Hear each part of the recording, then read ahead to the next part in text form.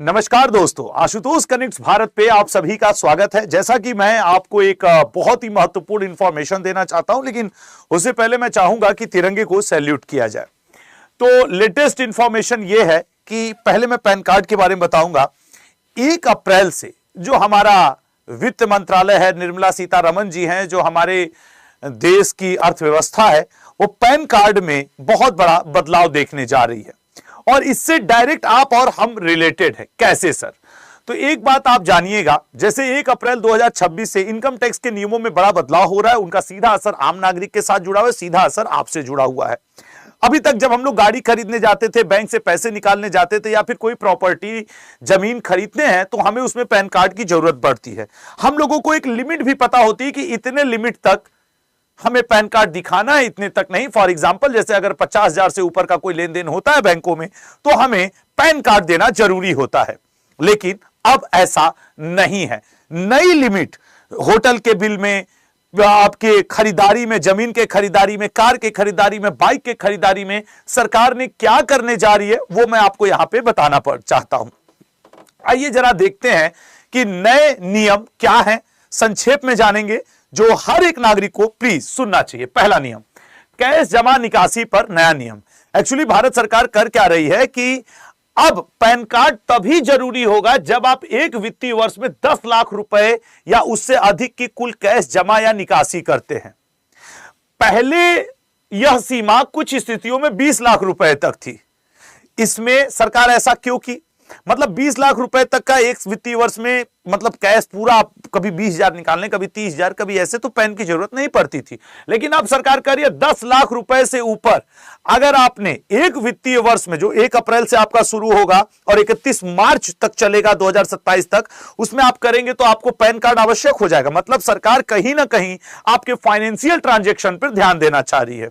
यह तो थोड़ा सा निगेटिव हो गया, लेकिन रुकिए, मोटर वाहन खरीद।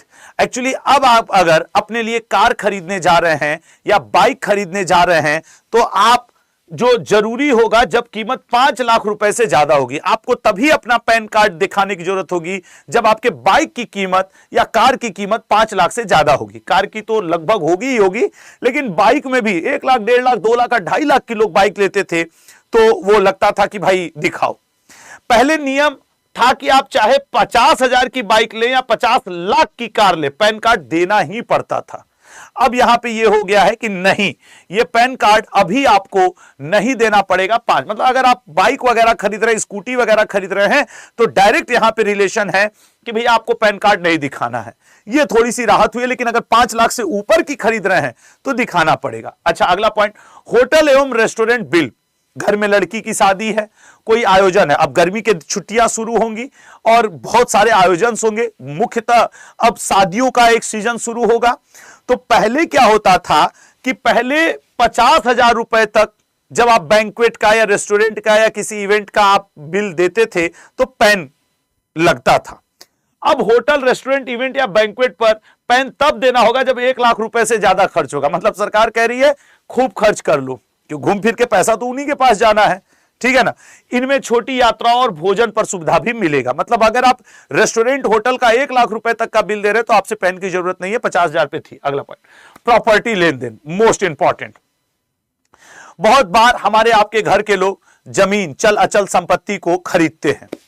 ऐसे स्थिति में लेन देन में पैन तब अनिवार्य होगा जब 20 लाख से अधिक की संपत्ति होगी। मतलब अगर आप 8, 10 लाख या 12 लाख, 15 लाख रुपए की कोई जमीन खरीद रहे हैं तो अब रजिस्ट्री ऑफिस में या कोर्ट में आपको आपके पैन कार्ड की जरूरत नहीं होगी।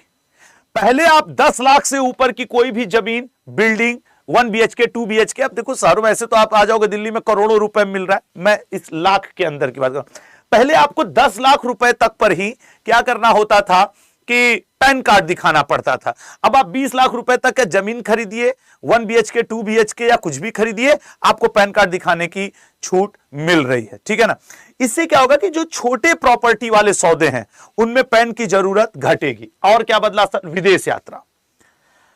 इससे क्या हुआ है कि पहले 50,000 रुपए तक का आप विदेश यात्रा का कोई पैकेज या विदेशी मुद्रा खरीदने पर आपको पैन अनिवार्य था, लेकिन अब नए नियम में आप विदेश जाइए, 2 लाख रुपए तक खर्च करिए, अब आपको विदेश यात्रा करने में यहां तक पैन कार्ड की जरूरत नहीं पड़ेगी।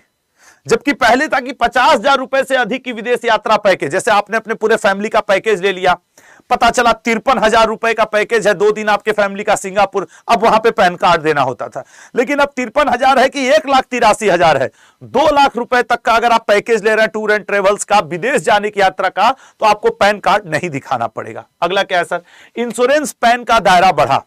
सभी बीमा कंपनियां के साथ खाता खोलते समय आपको पैन देना अनिवार्य होगा।